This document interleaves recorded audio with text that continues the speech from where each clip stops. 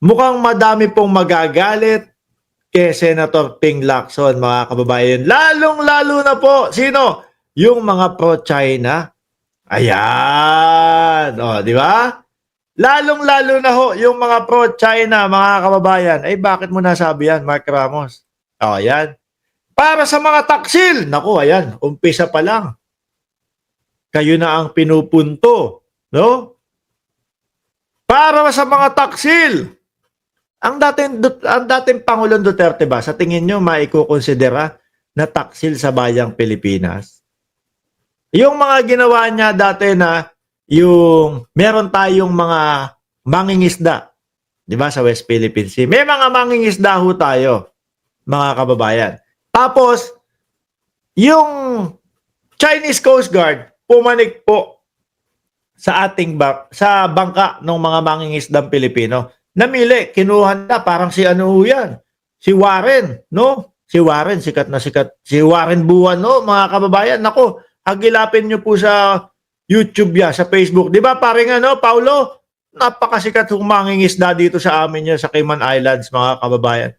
Pagka humuli ho yan, nung mga tuna, pagkalalaki ho, mga bossing, nako, kapag kay Warren Buwan nila ginawa yon, yung kukuhanin no, yung malalaking isda, baka hindi sila makalabas ng dagat ng ano, Caribbean, no? Ganun po yung ginawa nung mga Chinese Coast Guard. Kinuha po yung malalaking huli nung ating mga mangingisda at pinalitan po ng yosi. Di ba? Pinalitan po ng yosi at pinalitan po ng alak, mga kababayan. Ang sabi ng dating Pangulong Duterte, barter ang tawag doon.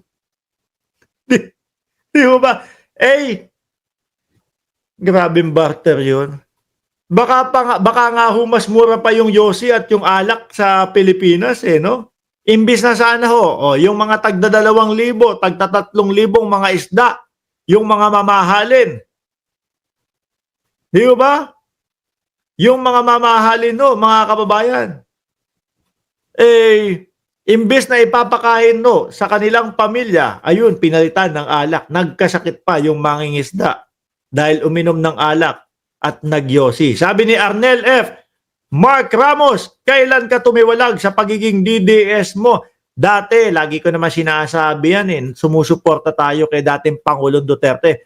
Kaya lang, nung simula nung nakita natin, yung mga puro kabugukan na lang ho yung sinasabi nila at puro ka sinungalingan na lang ho ang sinasabi nila, mga kababayan, biruin mo, sasabihin, may adik tayong presidente, tapos hinanapan po ng ebidensya, walang maipakita, puro ngaw-ngaw lang ho, puro boses lang, puro bibig lang.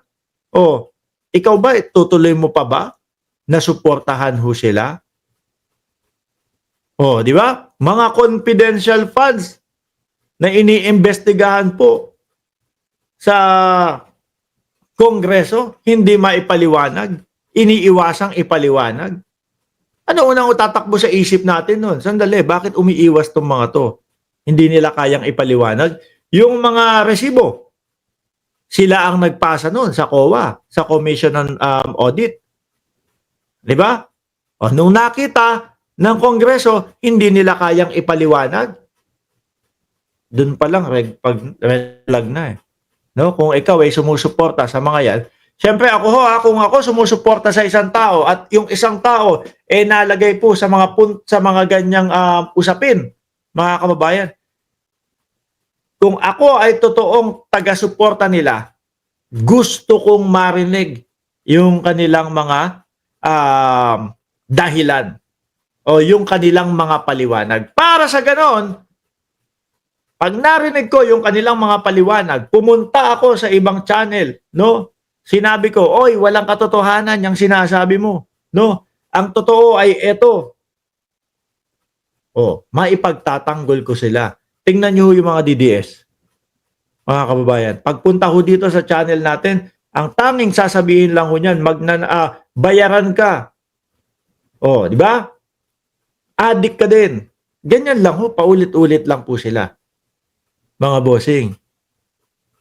At ayaw nilang marinig yung mga paliwanag ng mga yon. Di ba? Pilit nilang iibahin yung usapan kapag yung pinag-uusapan ay nasusukol na yung mga idol nila. Hindi dapat ganon. Di ba? Alamin nyo kung anong katotohanan. Tapos saka kayo magdesisyon, dapat ko pa bang suportahan ang mga ito o hindi na. Sa West Philippines na lang. Di ba? Si Roque. Si Roque mismo nadulas. Ano sabi ho, mga kababayan? Ito kasing gobyerno ni Marcos, ipinangangalandakan na kinukumpuni yung BRP Sierra Madre. Yung barko po natin. Barko natin, nakasadsad sa teritoryo natin. Tapos sasabihin ni Roque na yung dating Pangulong Duterte o yung administrasyon ni dating Pangulong Duterte ginagawan ng paraan kapag kinukumpuni nila yung BRP Sierra Madre. Sa madaling salita ho, patago pa nilang kinukumpuni. Nasisi pa si Pangulong Bongbong Marcos kasi daw pinapangalandakan. Kung ikaw, mga bossing, alam mo na ikaw ang may karapatan doon sa teritoryo na yon at ikaw ang may karapatan doon sa pag-aari ng barko na yon, wala kang dapat ikatakot diyan sa mga China. Di po ba? Kasi karapatan mong ayusin yung barko mo. Di ba, Nino Barsaga? Ako, ito, si Cap Nino. Lagot kayo kay Cap Nino. Nandiyan na. Good morning, Cap Nino! Good morning daw ho sa inyong lahat. Sabi ni Kapitan Nino Barsaga. Ay, Cap, may ipapakilala ako sa iyo. No? Si kaibigan na Paulo Saison. Napakagwapo niyan at malaki mahaba yan. Kaibigan ko yan. Tuloy natin dito.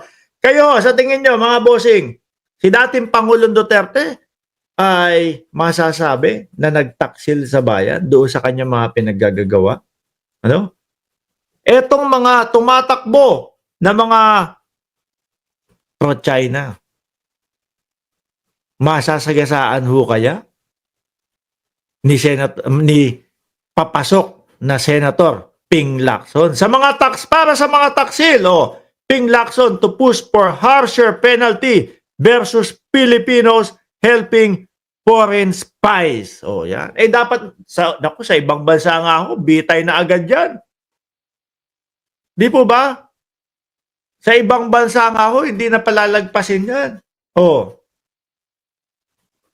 Nagtaksil ka sa ating bayan, ipinagkanulo mo ang bandila ng Pilipinas. Ipinagkanulo mo ang kapwa mo Pilipino.